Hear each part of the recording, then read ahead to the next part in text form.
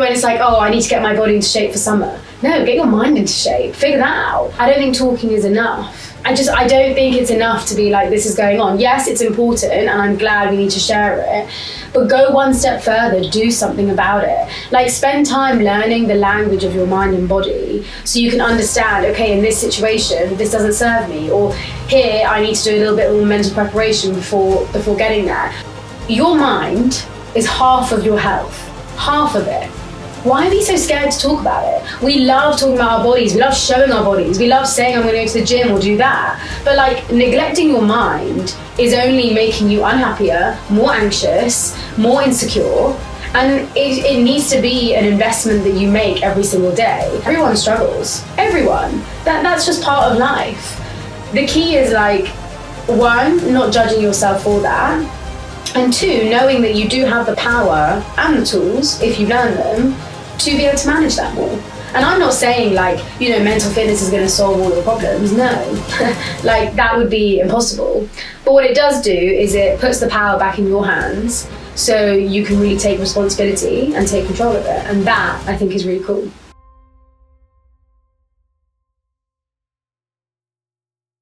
Right, I am with Maya today, mental fitness expert. Absolutely fantastic. So mental health is very, very important. Now, mental fitness, a lot of our viewers won't know what that is. So tell us a bit about it. Yeah, so I've actually stopped talking about mental health as a concept. I think the reason is I think we talk about it too much. So mental health is a state of being. So it's either good or it's bad. And everyone has one. But it's quite static. Like, I feel like when people talk about their mental health, you can feel quite helpless or powerless. But mental fitness is the active maintenance of a good and resilient mental health. So you can think of it like physical health and physical fitness. We all have a body, so we have a physical health. But you're only physically fit if you're going to the gym, or you are practicing yoga, maybe you are watching your diet. And so in the same way, what are the practices and tools that we can kind of keep in our back pocket that can protect our mental health? But I just think a lot of us stop at only saying like, okay, I have anxiety or I'm not feeling great today, but we don't have the tools to actually change that. And so mental fitness is more empowering, it's dynamic, but most importantly, it's action orientated. And so that's kind of my mission, to make mental fitness as common as physical fitness. And how did you get into mental fitness? Like, what is it that inspired you to get into something? Because it's your own business. Yeah. And you're starting something that, again, we are moving into something what people might perceive as new. So how did you get into that, and what made you want to do this? I guess it's not such like a simple process. So I guess like I've always been quite into running my own business since I was very young. Mm-hmm. So entrepreneurship has always been something I'm interested in. But truth is, I wasn't interested in mental fitness from a young age at all. The reason I got into it was because I was kind of forced to. When I was 15, so I'm 25 now, when I was 15, I was diagnosed with ulcerative colitis, which is an irritable bowel disease. And so a lot of people may know, or may have IBS, which is quite common, but this is IBD, so it's incurable and it's so debilitating to the point that I was in hospital maybe, 6-7 times, and just basically I didn't have a very good chance to live the future I wanted. Okay. And the symptoms were like crippling to the point that I wasn't going to school, even like morphine couldn't help. And so that really does break a person because, at that age, what are you meant to do? But it was in hospital where I started learning specifically a technique called visualization, which is something that rewires your brain. And so the context of mental fitness is this technique is training and rewiring the neurology in your brain, which means you can become more resilient, more confident, you can accelerate your healing process, things like that. And I didn't know at the time that it was a mental fitness technique. It's only after like I left hospital and I did some research myself that I realised, okay, this is like actually a thing. And then since then, I have been practicing every single day of my life. And I have, like 9-10 years now experience doing that. And so I didn't have the chance to go to uni because I was too ill. But then eventually I took some time and like I said, I invested in all of this. And I did then go. I went to Bristol and my background's in innovation. Okay. And then in my last year, I decided to start the business at uni. And that's, I guess, where we are now. I think for me as well, I asked myself, does the world need it? 100%. Mm-hmm. Am I good at it? Yes. Do I love it more than anything? And can you be paid for it? Yeah. And so it was a no-brainer to me. I was like, I want to start my own business. I want to own my own time. And this is something I think could be of massive service to the world. So I did it. I started it. Amazing. So let's go back to obviously 15 years old. You've just received this news. Prior to that obviously diagnosis, what were you like? Were you one of the kids selling sweets on the playground floor? Was that what brought you as an entrepreneur in, or like what were you doing like in your younger days?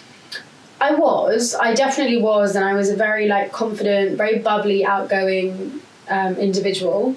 I was also a highly competitive person, and so I was actually I was training to play badminton for England. Okay. So sport was a massive thing for me, like training every day. But under all of this, I was also extremely insecure, not because I didn't have the confidence, but because I never felt good enough, I guess. And I know that's kind of normal, but like I think at that age, the amount of like jealousy and resentment and envy I had of others because I was so competitive and because I just always needed to be the best, that was what was driving me. And sometimes I didn't even realise it. I think whilst I was achieving such great stuff, even academically, when I didn't achieve it, or let's say I did lose a game, I would beat myself up so much. And not because I didn't win, it's because I lost. And I actually heard this thing the other day that was saying that competition is driven in 3 ways. 1, you love winning. 2, you want to get better at your craft. And 3, you just hate losing. And I was definitely that last one. Okay. And you can see that's a very different type of driver. Yeah. It's not really about the winning or the actual skill. It's just you don't want to lose. Yeah. And I think that's definitely who I was then. So like when you're not wanting to, you hate losing, would you say that is still something you're kind of ingrained with now, or has that changed as your mental state has changed? Do you feel like you still hate losing, or is it a different kind of perception now?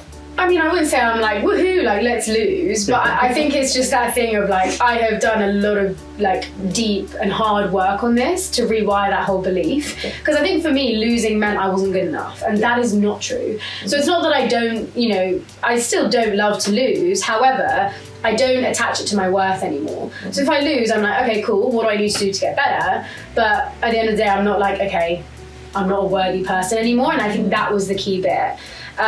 So yeah, I still sometimes have it, but I understand that it's also part of it. You have the ups and downs, and there are going to be so many no's or so many rejections, but it's just redirection, and you've got to keep pushing.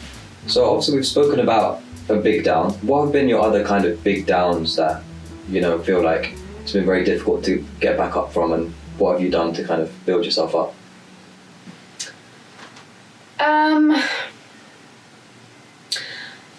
I think I'm finding that hard to answer simply because that whole process when I was 15 was 8 years of my life. Mm-hmm. So I don't see it as like just a simple down in my life. I see that as it snatched everything away from me. And so every down you can possibly think of, I went through. whether it was friends, whether it was, health, whether it was going to the loo 40 times a day and you're just in excruciating pain, like every low possible, I experienced. And so genuinely anything that's low that I experienced today, it just doesn't matter. It just doesn't matter. So I think the way to explain it is, yes, there are always going to be ups and downs in life and I still go through them, but my attitude to them and my place in it has changed. And so I always used to experience life like this, and now that still happens, but it's more like that because I'm able to balance myself in it. So shit happens, but nothing can compare to whatever, those 8 years back then. So of course it's going to be very difficult to find men or women in a similar kind of position where they've 8 years of their life has been snatched from them. But those that are struggling right now, those that are finding it very difficult, obviously even me myself, I have struggled with mental health, and I'm not proud to admit it. I think a lot of men are in that stage. What advice would you give them? So these are the exterior confident people that show confidence, but inside someone's going. What advice would you give them to say, listen, you've got to come out and talk? Well, I think honestly, it's not black and white. I think every single person is different. We've all got different minds and bodies. But I think that was exactly it, right? I don't think talking is enough. I don't think it's enough to be like, this is going on. Yes, it's important, and I'm glad we need to share it. But go one step further, do something about it. Like, spend time learning the language of your mind and body so you can understand, okay, in this situation, this doesn't serve me, or here I need to do a little bit more mental preparation before getting there. And I think what I would say is to anyone who is like worried about talking about their mental health or things like that, just take a step back and think, your mind is half of your health, half of it. Why are we so scared to talk about it? We love talking about our bodies. We love showing our bodies. We love saying, I'm going to go to the gym or do that. But neglecting your mind is only making you unhappier, more anxious, more insecure. And it needs to be an investment that you make every single day. And you know what? I think caring about your mind, talking about your mind, and taking action with your mind is the sexiest thing any of us can do for ourselves. Honestly. We've spent way too long neglecting it and just focusing on the body, always. When it's like, oh, I need to get my body into shape for summer. No, get your mind into shape. Figure that out. Or even like, oh, do you find him attractive? Well, I don't know. Do I find his mind attractive? How does he think? That is more important in life. We need to change what we are putting emphasis on. And look, everyone struggles. Everyone. That's just part of life. The key is one, not judging yourself for that, and two, knowing that you do have the power and the tools, if you learn them, to be able to manage that more. And I'm not saying mental fitness is going to solve all your problems. No, that would be impossible. But what it does do is it puts the power back in your hands so you can really take responsibility and take control of it. And that, I think, is really cool. Okay. And in terms of obviously setting up the business. Yeah. What do you feel like, obviously, because we've got two different things here. We've got, building a business from scratch and actually giving advice on the business. So in terms of building the business, what have you found to be your biggest struggle?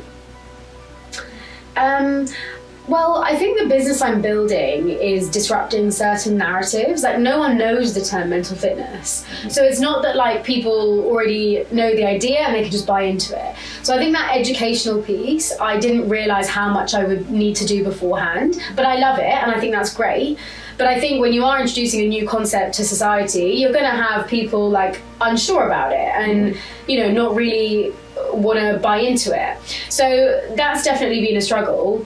And I think the second thing is it's like this whole thing of people think that you can only really focus on your mind and mental health if you are upset or if something's going really wrong or if, you've hit rock bottom. But I'm trying to change it where it's no, do this just like how you go to the gym every day. You work on your body to maintain it. And I think, again, because it's such a narrative change, it's going to take a while. And so for me, when I went into this, I was like, right, Maya, it needs to be the long game. You need to know that it's not going to happen overnight. But I think these days, because of social media, and you get a lot of entrepreneurs just becoming business people overnight, I can sometimes be like, oh no, like, am I doing something wrong here? Like, you know, why is it not happening like that as well? And so I think always just staying on my lane, learning from others, yes, but staying on my lane has been difficult, like really difficult. But it's something I remind myself to do every single day. And what does like a day in the life of Maya look like? To be fair, like, it is so random. I think at the moment, generally I'm a very early riser, so my mornings are always for me, always. I will not answer people, go on social media, like, I will just focus on me, getting myself prepared. Then I tend to do like my meetings and all of that, and work on the business. But a lot of the time, because it's quite experiential, I'll be doing a lot of events, collabs, podcasts, speaking, and then I tend to then just have like really chilled evenings for myself. Yeah. I think like I will happily admit that I'm not hustling 20 hours a day, and I don't want to. I've sacrificed my health before, and I know it's not worth it. And so, yes, I may get there slower, but I'm loving how I'm building this and how I live my everyday, which I think is more important, rather than just like, you know, drinking 10 Red Bulls a day and just pushing through. I don't think that's healthy at all. You're loving the journey. Yeah, and I don't even know what the quote is, but it's like that thing of, it's not about the outcome, it's about like, do you enjoy walking there or something, or like actually, I'll do that one as well. Yeah. Okay. So obviously, you know, we had this 8-year period, and after which you studied at university, innovation. You said. What was university life like right after this kind of, or you've come out of something, you know, and gone into a university experience? What was that like? Oh my gosh, it was so scary, so scary. And also I felt like I'd lost my social skills a little bit. Even like talking to boys, or like going out to a club was probably the most scariest thing and like most anxiety inducing thing I could have done. Because like, and I'll be super transparent, like when I went to uni, I wasn't like completely well yet. So I didn't know if I was going to have like an accident waiting in a queue. I didn't know if I was going to be in like excruciating pain in a lecture. And it was really hard, especially in that first year. Like I wasn't myself at all. I didn't know how to be myself. And the other part of it is that I didn't tell anyone about the illness for like, I don't know, 5 years maybe. No one at school. Even at uni, like I didn't tell anyone. It was only in COVID that I actually posted a video online being like, by the way, like this is actually what's been going on in my life. And I think that's just because I was really ashamed of it, and you know, it's not always the nicest to talk about. And I know this is gonna sound lame, but uni for me, I just loved learning. I loved what I was studying about, and I enjoyed the independence and freedom. And truth is, I didn't even realise, or I didn't ever think it was possible that I'd be able to be there. And so even just every single day waking up in Bristol was like, I'm super grateful. And I think uni was a healing experience as well. I met some incredible people who showed me that it's okay to speak about, you know, things like this. And it was an opportunity to like find my passion, I guess. But it was hard. And I kind of got it back into my old ways of working till like, you know, working from like 7 a.m. till 7 p.m, doing loads of stuff and then going out till about 4 a.m. Like I was good at it. I'm very, very good at, I've got the stamina for that sort of life. And I just knew that like, what are you doing? And actually, whilst I thought I was healed, it was in my last year of uni that everything happened again. That I flared again. And that one was the hardest because I knew why. I literally knew it was a lifestyle I was leading. And it was my suppression of emotions. That it was like, Maya, like you're not out, you know, you're not out the trenches yet. Don't take life for granted again. But that was so heartbreaking because I genuinely thought I was over this. And for then it to happen again after 3 years of being okay, I was like, I'm out. I'm absolutely out. I'm not going to do this again. Like, I don't have the energy to do it again. So was that like kind of a second wind where that then prompted a massive kind of lifestyle change? Was that the kind of another rebirth of yourself, the rebirth of another one, but this time probably more extreme, way more extreme. Oh. Yeah, and every time it's just been a rebirth, but I guess, like, you know, your body is always giving you signals and speaking to you. You just have to be quiet enough that you can hear it. It's just a good way of thinking. When you posted your video on social media, how did it make you feel? I don't know. I think shame was very heavy on me. So posting it made me feel like I'd taken this massive weight off that was amazing. But it was scary because it does slightly become your identity. Like, people then think of you as that person. But I made that promise to me of, like, why am I posting this? Like, why?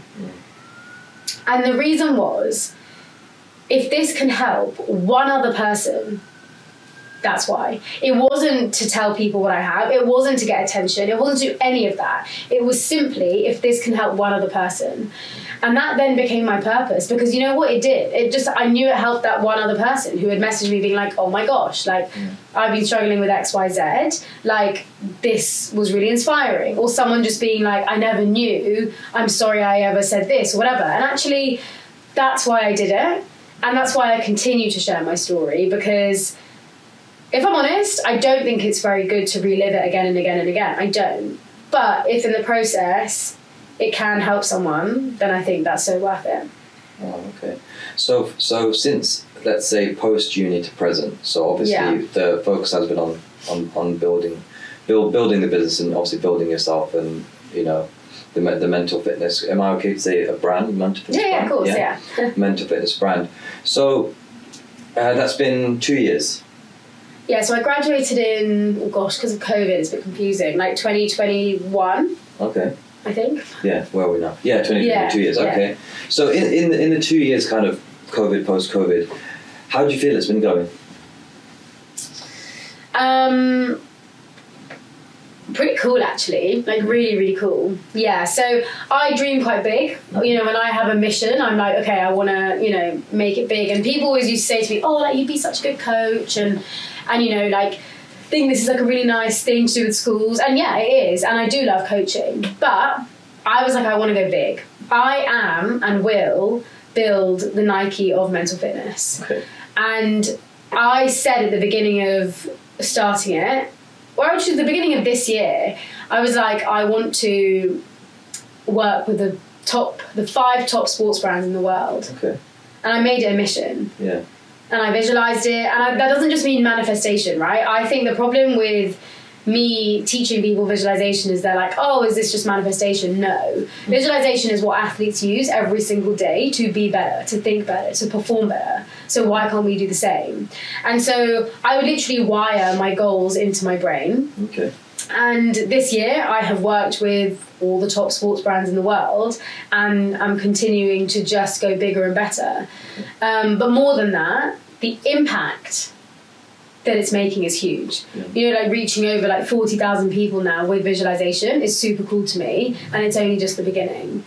And so yeah, I think like it's going great. Obviously it's a roller coaster. Like building a company is not easy.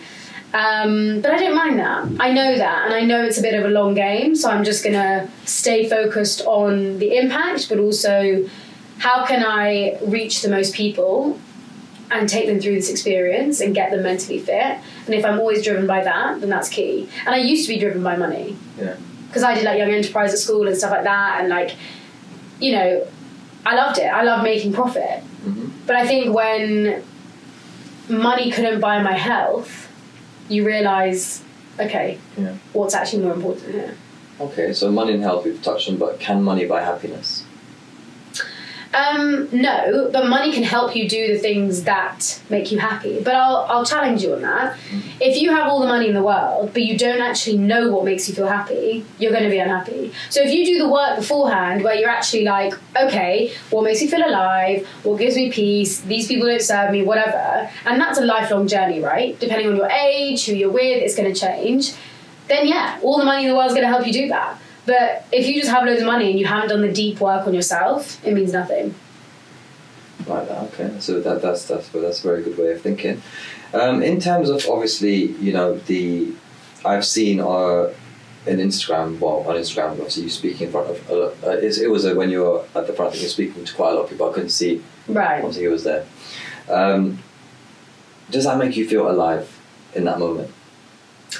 Yeah, I think it's less about speaking in front of loads of people. I think I ask myself, when and what moments do make me feel most alive? And it's when I'm speaking. It's when I get to communicate and express myself through speech. Okay. And I think, like, some people love to write, they like to post, they like to, I don't know, read or listen or sing songs.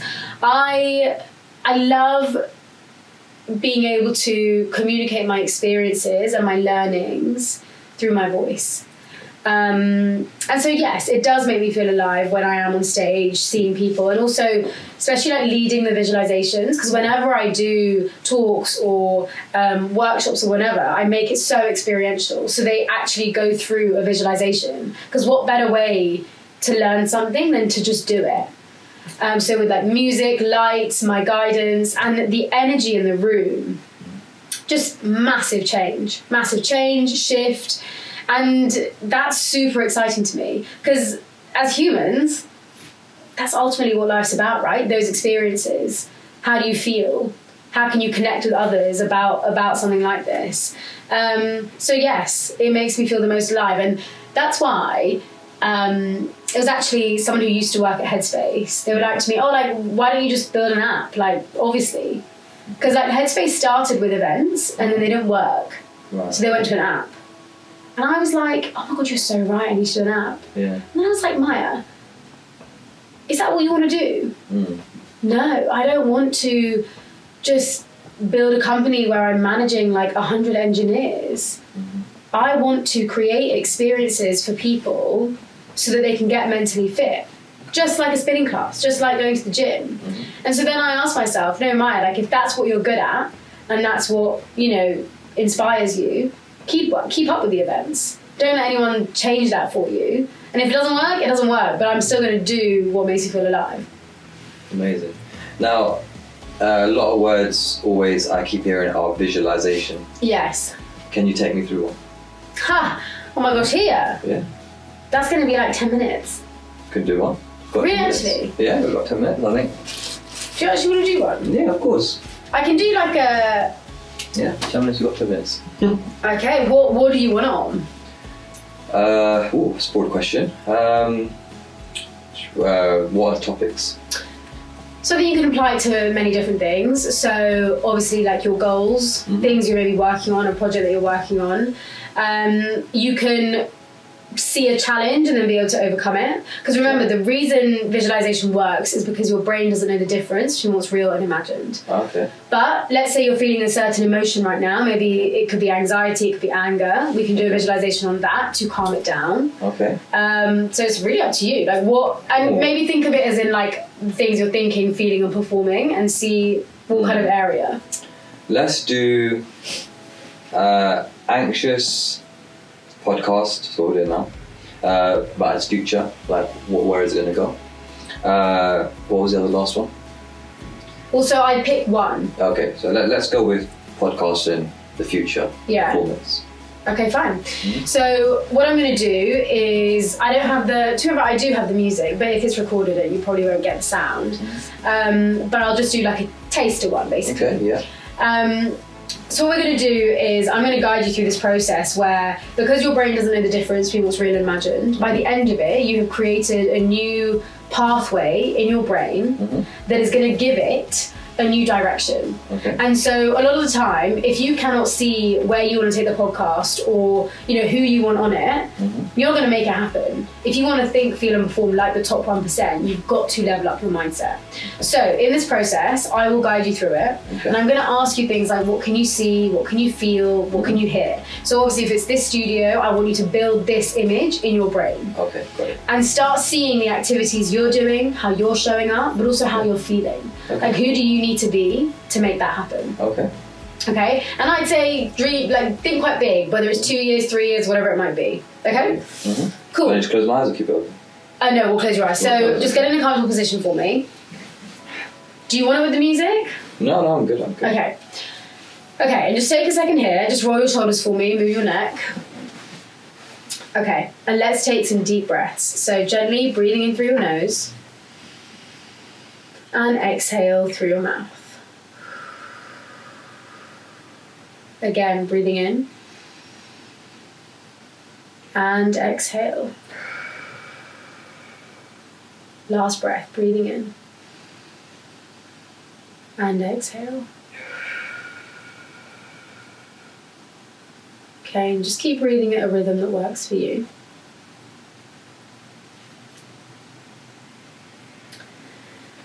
And now I want you to start thinking about this goal, this project that you are working on. So this podcast that you have been putting time and money into, just focus on this podcast and where you want to take it. So I want you to start using your imagination to see what this podcast looks like in 2 years, 3 years, 5 years, whatever feels as a good timeline for you. And as you're here, I want you to start seeing those results in advance. Like you have reached that goal and you are there. Let's see what this looks like in your life. So firstly, and you can just start building this in your mind, what can you see around you? So build the studio, the colours. I want you to start thinking about what you can hear. What are some of the conversations that are happening? Who are some of the guests that you want on? What are you saying? What are they saying? What are the audience saying?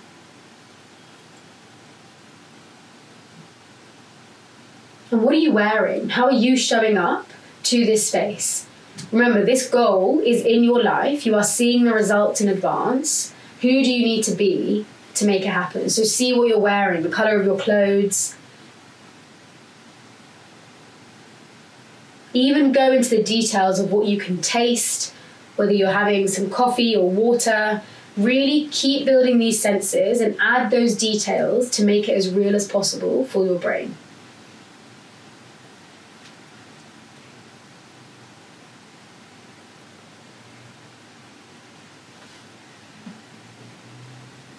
And as you're here, I want you to also start tuning into how you want to feel.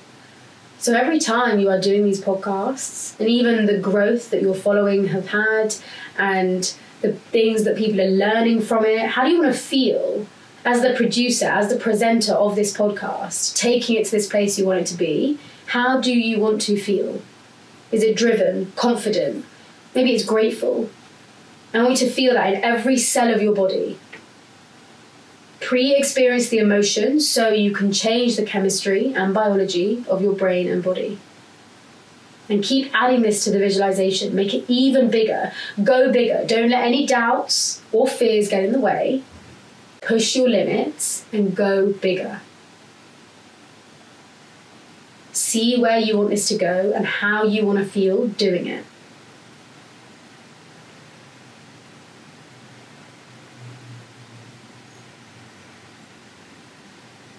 And keeping focused on this, I just want you to see yourself taking one bit of action so that after this visualization, whether it's an email, a call, a conversation, you take that one step towards achieving that goal, towards making that vision happen. So just see yourself taking that one bit of action.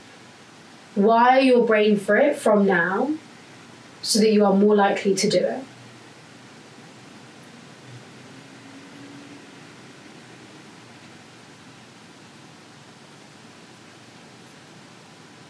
Good. And take a deep breath for me in through your nose. And exhale. 2 more breaths. And as you're breathing, I want you to just feel that motivation, that fire, that energy that you have, that you're going to bring today and beyond.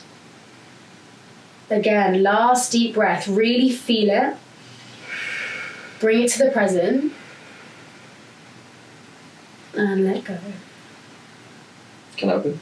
Yeah, you can open your eyes now. Yeah, feels good. How are you feeling? I feel good, yeah. There's a few things that I thought I wouldn't actually picture, I actually pictured. So, yeah, it was really good. Good technique to kind of figure out the pathway of where I want to be 2, 5, 10. Yeah. Yeah, so this is a really common way to apply it, and I think it's probably the most common. And I think, like, that's why with athletes, where they're like, okay, they want to see themselves winning or whatever it is, great. But I think you can't just stop there, right? Like, life will happen. How can you manage your emotions? How can you also see your process? Like, every morning, I will visualize my day. Why? Because yes, it makes me more productive, but 2, it makes everything 10 times easier for my brain. I'm not using as much mental energy or physical energy because it's done it so many times. It's done the reps again and again. When I speak on stage, same thing. I've visualized every single moment of it. Even if it doesn't go how I want it to go, I've built the resilience to be able to push through any challenges. And so it's like practicing physically 100 times. You do it in your mind, it's the same outcome. Okay. And that's why it's fascinating. And this should always happen kind of once a day, you reckon? Yeah, I would say, well, you know, I appreciate everyone has their schedules, but all I'm asking is 7 to 10 minutes. And I'm sure we all scroll for way longer than we should be. So just do 7 to 10 minutes. When you wake up or on your commute or wherever it might be, take those 7 to 10 minutes. But I think the key is it's repetition. Consistency is key. So right now, you have created a new pathway in your brain. Okay. If you keep doing this every day for the next 66 days, you would have wired a new belief in your brain showing you that this is possible. Okay. Whereas for a lot of us, we think, oh no, but like, what if we fail? Or what if this goes wrong? Or what if my podcast gets no views? Yeah. So the more we think that, that's the belief you'll have. Great. So that will more likely happen for you.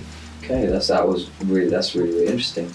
So, could you just tell us your, obviously the Instagram channel that you have the tag and stuff, and tell us what you're going to be up to in the next kind of 2 to 3 months on that, so our viewers can have a look. Yeah, sure. So it's maya.mental.fitness. So Maya Mental Fitness. Yeah. What am I doing on it? I think constantly just sharing things I've learned. Like, I don't know everything yet. I'm still on the journey. But everything I learn or listen to or experience myself, I will share. But also hosting now Mental Fitness Live every month. So just like you go to a spinning class, you can go and train your brain as well. Okay. And we actually had our first one on Monday, and 100 people came, which is super epic. Yeah. And it's funny because at the beginning of the year, it's like, oh, but will anyone come to a live mental fitness event? Wow. Yes. Like, and now people. When you say live, you mean in person? In person. And everyone is training their mind together. So I'm guiding everyone through a visualization. Okay. So going to build that whole thing more and more. And then kind of just looking forward to, you know, sharing more content to help people actually do it in their life, to integrate it. And I have been told to maybe do some live visualizations on, you know, online and stuff. So maybe I'll do that as well. Is there a January event for there is. New Year, new it's that whole thing, New Year, New Me. Yeah, but I don't fully know when it's going to be yet. Okay. But I think end of Jan, because I think, like, you know, the beginning everyone's just settling in again. So yeah, we will. But I will, you know, keep that posted. I definitely want to be there. So. Yeah. Oh my god, it'll be so cool. Yeah, please do. Let me know about that one. And just any final thoughts that you want to give to the viewers, anyone that's tuning in to this? Gosh. You know, all I'd say is I think a lot of people can get overwhelmed when they think about their mental health or, you know, training the mind, but we don't need to overcomplicate it. And there's a philosophy that I love, which is just that it's more important. No, the small things that you do often are more important than these big things that you do occasionally. Okay. So most people, they'll work crazy hard and they'll go on holiday. That is not well-being. That is not going to protect your mental health. Mm-hmm. Just do 30 seconds to like 5 minutes a day and you'll see what can change. Every time I get into my car, I take 3 deep breaths. And it just helps me. It just makes me come to the present. Or every morning, I'll just dance to my favourite song. Again, it just takes out all the stress from my body.